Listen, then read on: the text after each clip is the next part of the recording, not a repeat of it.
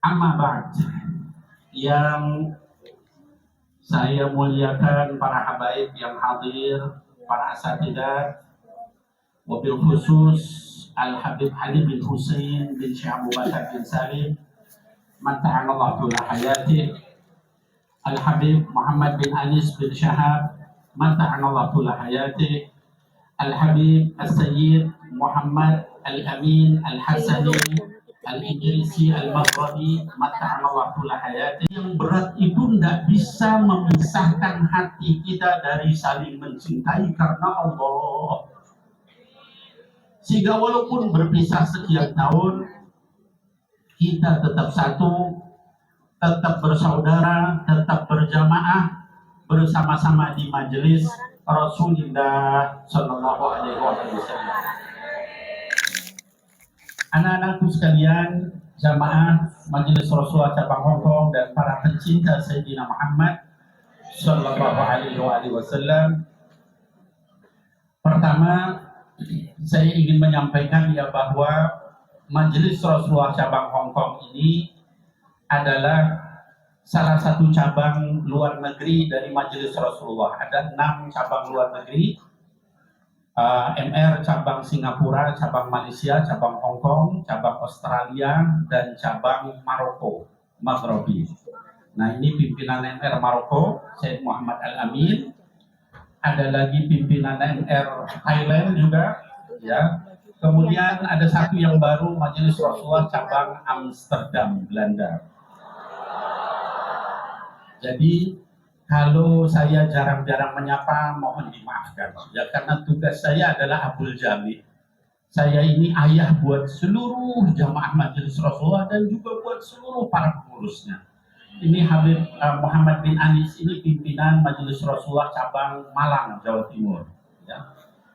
Nah, oleh sebab itu, maka alhamdulillah pada pagi hari yang menjelang siang ini kita dipertemukan lagi oleh Allah Subhanahu wa Ta'ala. Saya menyampaikan salam dari Al-Habib Muhsin bin Idrus Al-Hamid. Beliau sakit, tidak bisa hadir. Mohon doanya biar beliau segera disembuhkan oleh Allah Subhanahu wa Ta'ala.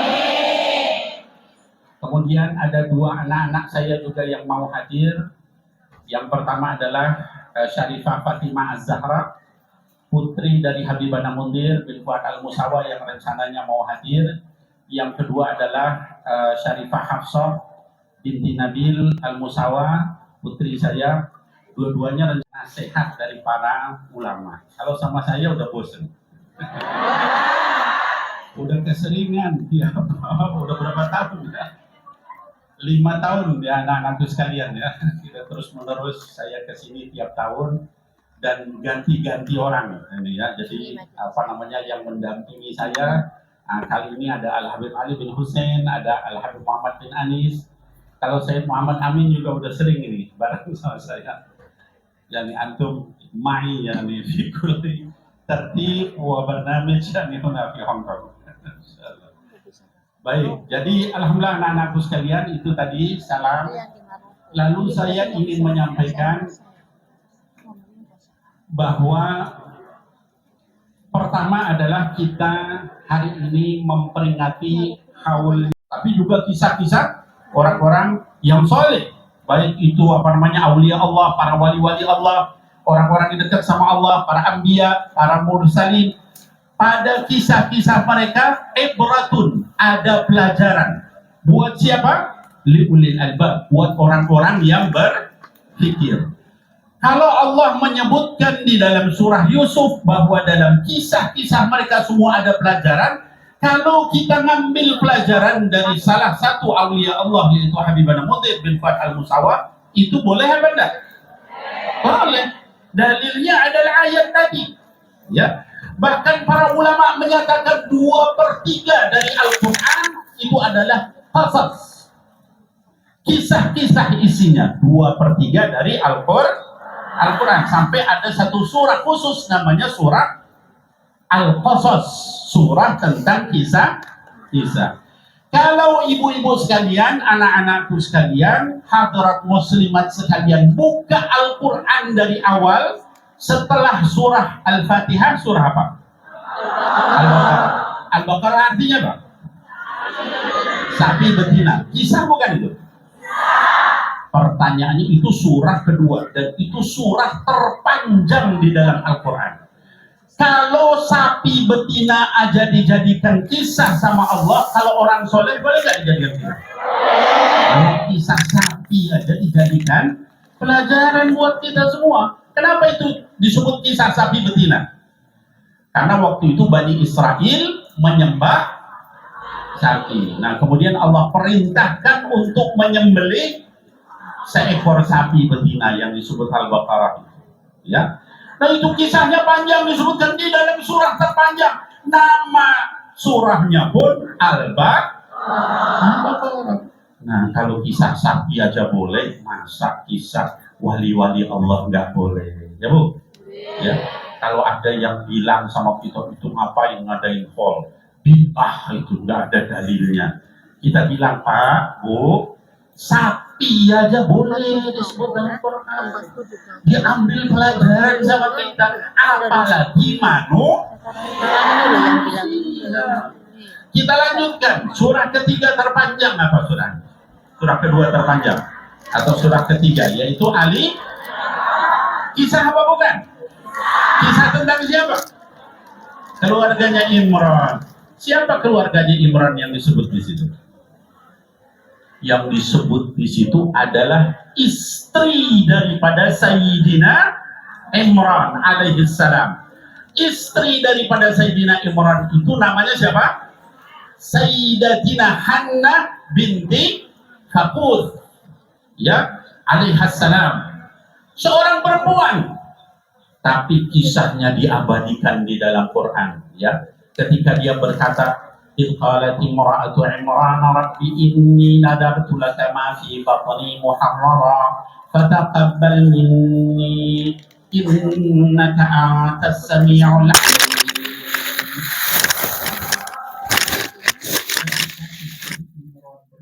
Yang dibilang keluarga Imran itu ternyata seorang perempuan. Jadi kalau ibu-ibu ini ngadain pengajian, anak-anakku perempuan ini ngadain pengajian, lalu kemudian jadi salehah, jadi orang yang berjuang di jalan dakwah, itu mengikuti Sayyidatina Hannah binti Haqud, yang sampai namanya diabadikan menjadi salah satu surah terpanjang di dalam Al-Quran. Ketika dia berkata apa? Katanya, Rabbi inni nadartu laka ma fi batni, ya Allah, saya bernazar bayi yang di dalam perut saya, di dalam rahim anak saya ini, untuk menjadi muharrara, untuk menjadi seorang ahli ibadah nanti. Fataqabbal minni, ya Allah, terimalah doa saya. Innaka antas samiul alim, Engkau Maha mendengar lagi Maha mengetahui.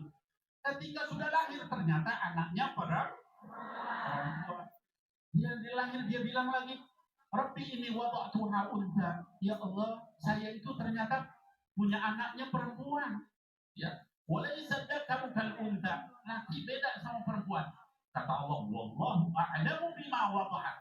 Allah lebih mengetahui. Lalu diterima sama Allah, anaknya diberi nama Maryam, menjadi orang yang soleh juga, wali Allah juga. Tuh lihat, ibunya wali Allah, anaknya wali Allah, punya anak lagi, Sayyidatina Maryam, yaitu cucunya daripada Hannah binti Haqud. Siapa namanya? Nabi Isa alaihissalam, salah satu di antara ulul azmi minar rusul, satu di antara nabi yang 5 yang paling tinggi, ya, yaitu Nabi Nuh, Nabi Ibrahim, Nabi Musa, Nabi Isa, Nabi Muhammad sallallahu alaihi wasallam. Jadi kalau kita perempuan, lalu kita kemudian terus ajak anak kita jadi soleh-solehah, itu diganjar sama Allah, diingat. Lihat Sayyidatina Hannah binti Haqud, bagaimana dari sejak di dalam rahim dia terus doa sama Allah, ya Allah, jadikan anak ini ahli ibadah, ya Allah. Lalu kemudian Allah terima doa.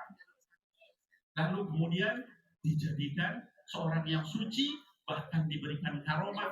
Setiap kali waktu makan itu sudah ada makanan dari langit. Kemudian Sayyidina Zakaria yang ngurus Maryam itu dari kecil bilang, ya Maryam, anna laki hada, Wahai Maryam, ini dari mana makanan ini?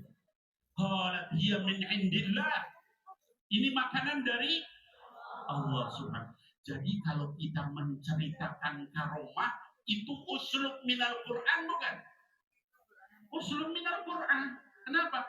Allah kisahkan karomah itu di hampir semua surat di dalam Al-Quran.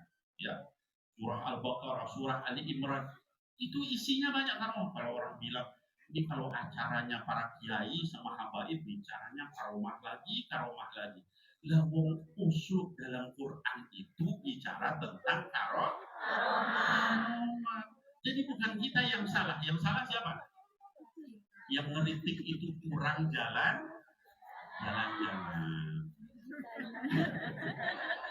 Saya jalan-jalan ke Hongkong ya, Bu. Yang saya maksud itu kalau ulama jalan-jalan, bukan jalan-jalan gitu. Jalan-jalannya jalan-jalan baca kitab. Ini karena kurang jalan-jalan baca kitab, jadinya itu nggak ada dalilnya. Itu bid'ah. Itu dan sebagainya. Sesat dan sebagainya. Na'udzubillahi min. Nah terakhir, bukan terakhir ya Bu. Baru mulai ya Bu. Mohon maaf. Ini saking semangatnya. Saya itu sampai sekarang udah 5 tahun lebih menyapa ibu-ibu itu masih kagum sama ibu-ibu. Sama ibu-ibu, sama anak-anakku remaja putri di Hongkong ini, saya sampai saat ini saya masih kagum. Kemarin ngobrol sama Habib Muhammad, sama Habib Ali bin Hussein, sama Syed Muhammad. Ini kita bilang, Masya Allah ya, ini di Hongkong begitu jauh dari negeri kaum muslimin, orangnya solehah. Dekat sama Allah, ikut pengajian, ya Allah. Bisa baca maulid ulami pula. Masya Allah. Benar-benar ini satu hal yang setiap kali saya kesini kagum. Kagumnya kalau kami di sana biasa, kalau di Indonesia banyak masjid, banyak majelis, banyak habaib. Kalau di sini itu luar biasa. Alhamdulillah.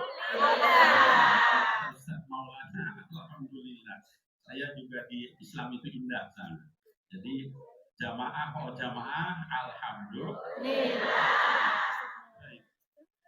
Baik ibu sekalian, anak-anakku sekalian yang saya cintai karena Allah. Jadi tadi kita lihat surah Ali Imran. Lalu kemudian berikutnya setelah Ali Imran surah apa?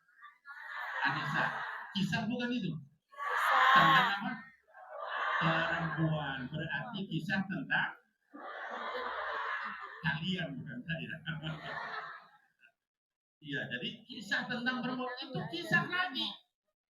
Terus surah yang kelima. Apa itu surahnya? Al-Maidah. Artinya Al-Maidah apa? Apa? Ini nih. Hidangan. Ya. Al-Maidah itu hidangan. Itu kisah bukan? Tentang apa? Makanan. Makanan yang bagaimana? Yang diturunkan kepada Nabi Isa alaihissalam dan para hawarinya beliau. Ketika Nabi Isa meminta Rabbana anzil alaina ma'idatan minas sama. Ya Allah, turunkan untuk kami makanan langsung dari langit. Lalu Allah turunkan makanan, tapi kata Allah, kalau kalian setelah ini kemudian menyimpang jadi kafir, aku akan azab kalian dengan azab yang belum pernah aku turunkan kepada manusia. Ya. Jadi kalau kita diberikan karomah itu ada tanggung jawabnya. Artinya apa? Harus lebih soleha. Ya. Kalau kita nggak lebih soleha, nanti diazab sama Allah. Jadi kasih karomah. Majelis sholat cabang Hongkong bisa jalan di atas air semua. Ya. Murid-murid Habib Nabil bisa jalan di atas air. Itu habis jalan di atas air nanti sama Allah. Kalau kita nyimpang, itu azabnya jauh lebih besar, lebih berat. Setiap kali kelebihan Allah berikan, tanggung jawabnya lebih besar. Nah, kemudian saya ingin menyampaikan di sini buat anak-anakku sekalian yang nge-DM sama saya, baik dari kelompok apa namanya tomboy, dari kelompok LGBT, dari kelompok yang wanita malam dan sebagainya, banyak yang nge-DM ke saya mau hadir. Saya bilang hadir saja, dan saya sampaikan kami semua mencintai kalian hanya karena Allah Subhanahu. Kami nggak pernah beda-bedain orang. Kami nggak pernah menganggap orang yang di majelis itu jauh lebih hebat daripada orang yang LGBT atau yang mabuk atau yang wanita malam. Enggak, karena kita nggak tahu akhirnya seperti apa. Kita nggak tahu akhirnya seperti apa. Ada orang yang asalnya soleh, lalu kemudian akhirnya malah maksiat sama Allah Subhanahu Wa Taala, suul khatimah, meninggal. Ada orang yang asalnya dia tidak soleh, tapi ketika dia meninggal dia husnul. Jadi saya himbau sama kalian semua, anak-anakku sekalian majelis Rasul, jangan halangi siapapun untuk dengar hidayah, dengar majelis, dengar pengajian di majelis Rasul. Siapapun boleh, ya. Kalian yang nge-DM ke saya itu silakan, saya bilang hadir saja, nggak apa-apa. Saya mencintai kalian semua karena Allah. Dan kalau kalian dapat hidayah, kalian kemudian dekat sama Sayyidina Muhammad, itu kebahagiaan saya zahiran wa batinan. Lahir batin saya bahagia, ya. Daripada kemudian kalian malah makin jauh dari Allah Subhanahu Wa Taala, itu saya sedih, ya. Anak-anakku sekalian, doa saya, salah satu doa saya itu adalah saya minta supaya seluruh manusia ini masuk Islam. Allah mahdi lin nasi jami'a, Allah mahdi lil jan ajma'in. Ya Allah, kasih hidayah seluruh manusia, kasih hidayah seluruh jin. Allah mahdi li kulli makhluqatika ila siratikal mustaqim. Ya Allah, berikan hidayah kepada seluruh makhlukmu pada jalan yang lurus. Itu doa saya. Saya nggak pernah kemudian merasa lebih. Kalau lihat ada orang kafir, dia makan makanan yang haram, dia kemudian membuka aurat, hati saya nangis malah. Ya Allah, tolong kasih hidayah sama mereka, ya Allah. Alangkah indahnya nikmat hidayah itu buat orang yang tahu. Alangkah indahnya 2 rakaat malam hari ketika nggak ada orang yang tahu, hanya antara kita sama Allah Subhanahu Wa Taala. Itu indahnya luar biasa, nggak bisa diganti dengan uang sebanyak apapun. Ya, itu yang kami inginkan untuk seluruh orang. Jadi tolong jangan batasi orang ke majelis, jangan batasi orang ke pengajian, siapapun boleh datang. Kalau ada teman-teman kalian yang saya masih tatoan, saya nggak pakai jilbab, nggak apa-apa, datang, hadir, ya. Karena kalau kalian bisa membawa hidayah kepada orang itu khairun minad dunya wa ma fiha. Pahalanya lebih besar dari dunia dan seisinya. 1 orang, kalau 10 orang bagaimana? Kalau 100 orang bagaimana? Ya. Jadi jangan pernah halangi orang dari jalan Allah. Anak-anakku sekalian, saya ingin sampaikan salah satu sifat Sayyidina Muhammad Sallallahu Alaihi Wasallam. Itu adalah beliau orang yang sangat penyayang. Allah sebutkan bahwa Allah sangat penyayang. Wa rahmati wasi'at kulla syai'. Kata Allah, kasih sayang Allah itu meliputi semua orang. Kata sampai kita yang ahli maksiat itu Allah nunggu. Siapa tahu orang ini mau tobat, siapa tahu orang ini mau kembali sama Allah. Itu kasih sayangnya Allah, tidak ada tandingannya. Setelah Allah, yang paling penyayang sama kita adalah Sayyidina Muhammad Sallallahu Alaihi Wasallam. Wa ma arsalnaka illa rahmatan lil alamin. Enggak dikatakan rahmatan lil muslimin wal muslimat atau lil mu'minin wal mu'minat, tapi wa ma arsalnaka illa rahmatan lil alam. Untuk siapa? Untuk seluruh alam. Orang kafir, batu, gunung, binatang, pohon, semuanya dikasihi sama Sayyidina Muhammad Sallallahu Alaihi Wasallam. Anak-anakku sekalian, ini saya berikan contoh kasih sayangnya Sayyidina Muhammad Sallallahu Alaihi Wasallam. Ibu-ibu sekalian, anak-anakku sekalian, mungkin kerja punya majikan. Sayyidina Muhammad itu Sallallahu Alaihi Wasallam itu punya pembantu yang sangat beliau sayangi, yaitu Sayyidina Anas ibni Malik. Banyak pembantunya beliau, salah satu Sayyidina Anas. Kata Sayyidina Anas, saya kerja sama Rasulullah Sallallahu Alaihi Wasallam 20 tahun, belum pernah sekalipun saya dimarahi oleh Allah. Allahumma salli ala Sayyidina Muhammad. Sampai kata Sayyidina Anas, saking inginnya sekali dengar marah Rasulullah Sallallahu Alaihi Wasallam, ketika suatu ketika beliau memerintahkan saya ke pasar, kata Sayyidina Anas, enggak ya Rasulullah, saya enggak mau berangkat. Saya berharap Rasul marah. Ternyata beliau enggak marah. Beliau pergi. Terus Anas berangkat. Memang tujuannya bukan mau menentang perintah Rasul, ya, tapi hanya ingin dimarahi sekali saja seumur hidup. Rasul enggak marah. Tiba-tiba di tengah perjalanan sebelum sampai ke pasar itu, yang disebutkan di dalam Sirah Ibn Hisham, Tabaqat Ibn Ishaq, ada orang yang memeluk beliau dari belakang, terus nutup matanya. Terus Sayyidina Anas nebak, si Anu salah terus. Pas dibuka, dia lihat ke belakang, siapa tahu? Sayyidina Muhammad sambil tersenyum beliau bilang, pergi juga kamu Anas. Terus beliau memeluk perutnya Rasulullah sambil nangis, terus dia bilang, ya Rasulullah, saya itu bukan nggak mau melaksanakan perintah Anda, saya pengen dimarahi sekali aja, ternyata engkau nggak marah juga sama saya. Kalau sama pembantunya saja beliau nggak pernah marah, apalagi sama kita. Ibu sekalian, anak-anakku sekalian, kata beliau dalam satu kesempatan, lagi ngumpul sama sahabat-sahabatnya, terus beliau bilang, alangkah kangennya saya dengan saudara-saudaraku. Kata para sahabat, ya Rasulullah, hal nahnu ikhwana, bukankah kami ini adalah saudara-saudara? La, bal antum ashabi. Kata baginda Rasulullah SAW, tidak, kamu itu adalah sahabat-sahabat saya. Lalu siapa saudaramu ya Rasulullah? Saudaraku itu adalah mereka yang belum pernah melihat aku, tapi beriman kepada aku. Siapa itu? Kita semua yang hadir, yang sudah kita baca, mana yang sudah kita laksanakan. Kalau kita benar cinta kepada beliau, pastilah kita bersungguh-sungguh mengikuti Sayyidina Muhammad Sallallahu Alaihi Wasallam. Nah, anak-anakku sekalian, bukan hanya itu. Dalam satu kesempatan, beliau datang pagi-pagi, sholat subuh ke masjid, mukanya cerah luar biasa. Sambil tersenyum, sampai para sahabat bilang, di abi anta wa ummi ya Rasulullah, demi bapak ibuku ya Rasulullah, kenapa anda ini, muka anda ini sampai begitu bercahaya?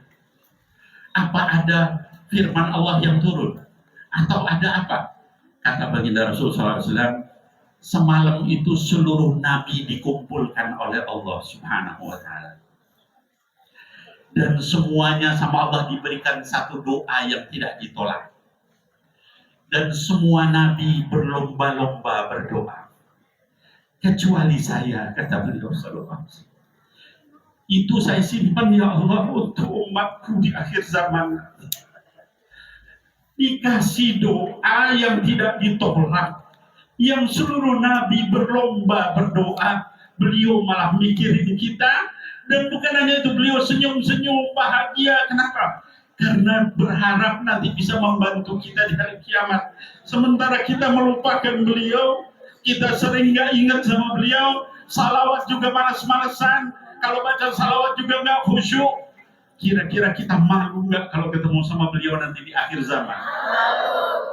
Anak-anakku sekalian, mulai dari sekarang, kalau salawat yang khusyuk, ya, istiqomah. Berapa kali? Berapa aja. Mau 10 kali pagi, 10 kali sore, nggak apa-apa, asal istiqomah. Jangan pernah berhenti dengan alasan apapun. Bib, saya mau 100, silakan 100. Tapi mau 1000, mau 6000, mau 10.000, silakan. Yang penting istiqomahnya. Jangan sampai sholawat 10.000 kali hari ini, besok enggak sholat. Karena merasa, wah ini kebanyakan. Saya padat acara saya sama majikan dan sebagainya, saya enggak sempat. Makanya jangan banyak. Sesuai aja dengan kemampuan. Ya. Kalau misalnya 100, kalau misalnya 1000, sesuai dengan kemampuan. Nah, anak-anakku sekalian yang saya cintai karena Allah Subhanahu wa Ta'ala, itu kasih sayang beliau Sallallahu Alaihi Wasallam Bahkan sampai ketika beliau akan meninggal, kata-kata yang terakhir keluar dari mulutnya yang paling mulia itu apa? Kalau orang itu, anak-anak sekalian, kalau mau meninggal, itu yang diucapkan yang paling dia sayangi. Kalau dia sayang sama mobilnya, dia akan bicara, tuh mobil sudah diperbaiki belum? Sudah dibersihkan belum? Kalau dia suka sama sawahnya di desa, dia bakal sebelum meninggal itu sawah tolong diurusin, jangan sampai itu yang terakhir dia ucapkan adalah apa yang paling dia sayang. Kalau anaknya, kalau suaminya, kalau dan sebagainya. Ya. Tapi Sayyidina Muhammad Sallallahu Alaihi Wasallam kata-katanya yang terakhir adalah ummati as-sholat, ummati as-sholat. Ya, wattaqullah fima malakat aimanukum. Wahai umatku, jangan tinggalin sholat. Wahai umatku, jangan tinggalin sholat. Wahai umatku, jangan tinggalin sholat. Kenapa? Karena sholat itu amal yang pertama dihisab sama Allah Subhanahu Wa Taala. Kalau selamat sholatnya, yang lain selamat. Tapi kalau sholatnya sudah bermasalah, yang lain tidak bisa menyelamatkan kita. Ya, jadi jaga sholat kita, anak-anak sekalian. Sampai Rasul itu ketika sebelum wafat, wahai umatku jangan tinggalin sholat, wahai umatku jangan tinggalin sholat. Dan beliau dikatakan pingsan beberapa kali sebelum meninggalnya. Pas bangun apa yang pertama kali? Sudah waktu sholat belum? Sudah ya Rasulullah, wudukan saya. Baru diwudukan pingsan beliau. Ya. Bangun lagi, sudah waktu sholat. Sudah ya Rasulullah, diwudukan pingsan lagi. Saking beliau itu peduli sama sholat itu seperti itu. Jadi anak-anak sekalian, jangan kita tinggalin sholat. Nah, terakhir sekali yang saya ingin sampaikan, anak-anakku sekalian, Habib Ada Mundir bin Fuad Al-Musawa alaihi rahmatullah, yang haulnya kita peringati pada saat ini, itu tidak memulai dakwah ini dengan enak. Ya. Beliau memulai dakwah dengan perjuangan luar biasa. Saya ini beda 6 tahun sama beliau. Saya kakak beliau yang paling tua. Saya tahu pengorbanan beliau dari kecil. Itu asmanya dari kecil beliau itu. Ya. Umur 6 tahun, badannya Habib Mundir itu kalau tahu kalian semua sebelum berangkat ke Tarim, itu kurus, tinggal tulang sama kulit. Ya. Kurus, kenapa? Karena sering asma. Seminggu 3 kali kambuh, keluar keringat sebesar biji-biji jagung. Pucat, nggak bisa ngomong, nafasnya sudah gitu. Itu seperti itu perjuangan beliau dari kecil. Ketika pesantren, itu dibawa ke Jakarta, ke Al-Kifahi At-Taqafi, Habib Ahmad, ya, bin Abdurrahman Segar, itu seminggu 2 kali dibalikin sama Habib Abdurrahman, sama Habib Ahmad bin Abdurrahman, dibalikin ke Cipanas ke rumah kami. Kenapa? Takut ngelihat dia kayak begitu. Ini aku katanya, adek antum ini sakitnya parah, nanti kalau ada apa-apa antum. Sampai ke Cipanas ke rumah kami, dia bilang sama saya, Habib Mundir, Bib, tolong jangan kasih tahu sama Abah, sama Umi. Jadi dia sembunyi di kamar saya. Sampai suasananya udah sehari 2 hari udah enakan asmanya, dia berangkat lagi. Nanti dianterin lagi kalau pas kambuh. Begitu seterusnya, itu perjuangan beliau waktu kecil. Ya. Sampai ke Tarim begitu juga. Beliau sakit asma, pulang dari Tarim sampai di majelis Rasulullah itu ada botol oksigen besar kalau beliau sakit. Nah, anak-anakku sekalian, seringkali orang tidak memahami ini. Mereka menganggap Habib Muzir, Masya Allah, ulama besar, jamaahnya banyak. Padahal untuk mencapai itu, perjuangan beliau mendekati Allah adalah luar biasa. Dalam keadaan sakit, dalam keadaan ini beliau istiqomah, ya. Salawat juga begitu, sholat sunnah juga begitu. Waktu di Tarim beliau betul-betul dekat sama gurunya Sayyidul Habib Umar, khidmah luar biasa sampai dicintai sama guru beliau. Nah, terakhir yang ingin saya sampaikan, orang itu, anak-anakku sekalian, dipilih sama Allah bukan karena dia adalah habaib, dia adalah kiai, dia adalah ustadz, bukan. Tapi bagaimana istiqomahnya kepada Allah Subhanahu wa Ta'ala. Kalian mungkin di sini merasa, oh, ini habaib enak, jadi enggak juga. Ya.